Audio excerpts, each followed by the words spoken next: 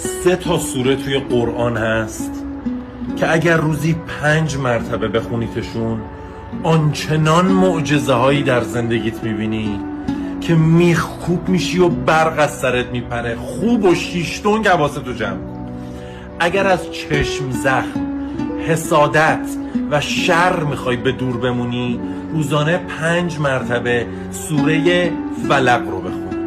اگر جر و بس و دعوا و اعصاب خوردی تو محل کارت یا تو خانواده‌ات هست و دارن بهت زور میگن، حقتو میخورن، درکت نمیکنن، سوره توحید رو روزانه 5 مرتبه بخون. اگر میخوای رزق و روزیت به شدت افزایش پیدا کنه، گره افتاده به رزق و روزیت، سوره کوثر رو 5 مرتبه بخون. بهترین زمان برای خوندن این 5 بار و این سوره هایی که گفتم بلا فاصله بعد از بیدار شدن دست خوابه. بلند شو، زندگی تو تغییر بده. به راحت ترین شکل ممکن میشه رزق و روزی و عشق و سلامتی و آرامش رو وارد زندگی کرد، ولی با قوانین زمینی نه. بنویس توی کامنت ها یا الله تا با هم شروع کنیم.